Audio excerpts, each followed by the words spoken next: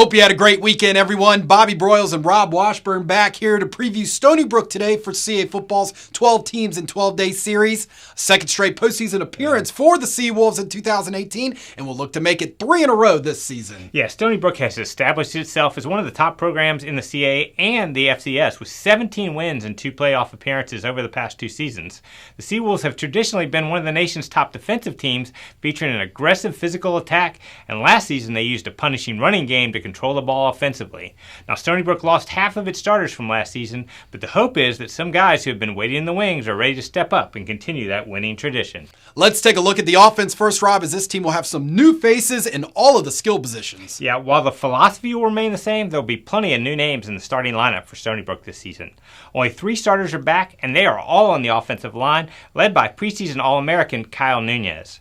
Now, with the loss of 3-year starting quarterback Joe Carbone, the Seawolves will likely turn to junior Tykel Fields, who has seen action in 14 games over the past 2 seasons and has the ability to make plays with his feet along with passing the ball. There's experience back at wide receiver as seniors Nick Anderson and Andrew Trent are back after dealing with injuries in 2018. Anderson had 13 catches in 5 games, and Trent made 16 grabs in 8 contests last year. Stony Brook has also added Bryant transfer Gene Constant, who had 7 TD catches a year ago and is one of the top kick returners in FCS. Now, it won't be easy to replace the Long Island Express of Donald Leontine and Jordan Gallons, who both topped the 1,000-yard mark. But Stony Brook is hoping that senior Isaiah White can make a successful transition from defense back to the spot where he ran for 243 yards as a true freshman. Freshmen Tyson Lawson and Sabah Naquette will also contribute. We had a chance to chat with Stony Brook's head coach Chuck Priori about replacing some of the production from last year in the offense. Yeah, it's interesting. When we step back at first glance, we graduated every rushing touchdown over the last 2 years, and we graduated all but 2 receiving touchdowns. So that being said, we have a lot of guys that have been in our program for 2 and 3 years and are waiting for their opportunity that I have a ton of confidence in. Some guys that got hurt and weren't able to. So Nick Anderson and Andrew Trent were 2 receivers that came out of preseason last year starting. And then they got hurt early part of the year and weren't able to continue, so other guys stepped to the plate. We have the same thing in the backfield, and we have the same thing up front. So it'll be an interesting dynamic. I think we have more depth on both sides of the ball, just a matter of game experience. Stony Brook defensively has always been consistently one of the best in the conference and in the country. Should we expect this to continue in 2019, Rob? Yeah, Stony Brook ranked in the top 20 nationally in fewest yards and points allowed last season, and 8 starters are back. So I'd say that it's a safe bet that they'll be among the top in the CA again in 2019. Now, up front, senior tackle Sam Kamara is an All-America candidate after ranking among league leaders with 9 sacks a year ago. He's joined up front by Brandon Lopez and Casey Williams, who recorded 11.5 tackles for loss as a freshman. The Seawolves are also loaded with talent and experience in the secondary, with All-CA standouts Gavin Heslop and TJ Morrison back at the corners, and Augie Contressa returning at Rover after he contributed 73 tackles and 10 tackles for loss last season.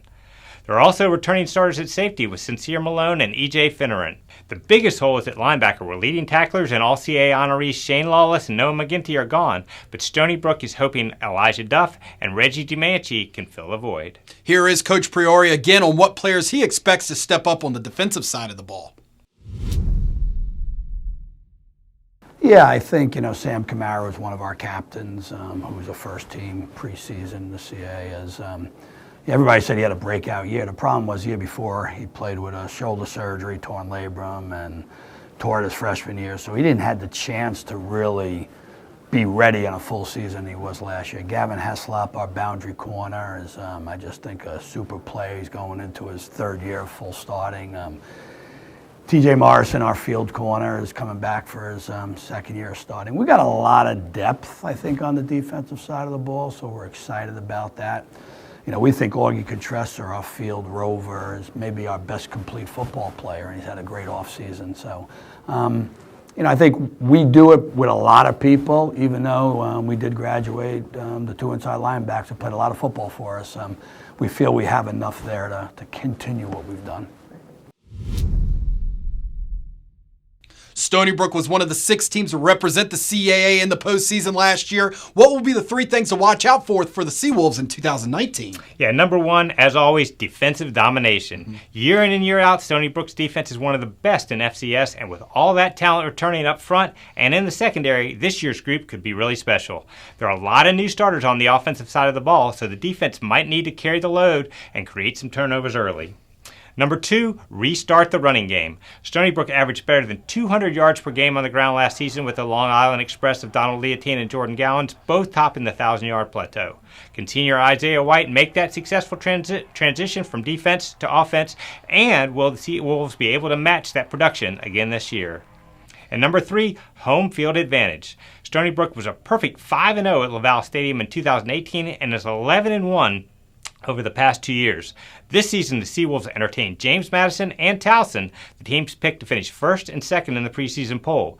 Victories in those games would go a long way to keeping Stony Brook in the hunt for a championship. The Seawolves open their season at home versus Bryant on Thursday night, August the 29th at 7 o'clock on flowfootball.com. Also, we got to catch up with Stony Brook's Sam Kamara at Media Day. You can check it out now on cafootball.com and our social media pages. Rob and I will be back tomorrow as we preview the Towson Tigers. Make sure to join us then. Have a great day.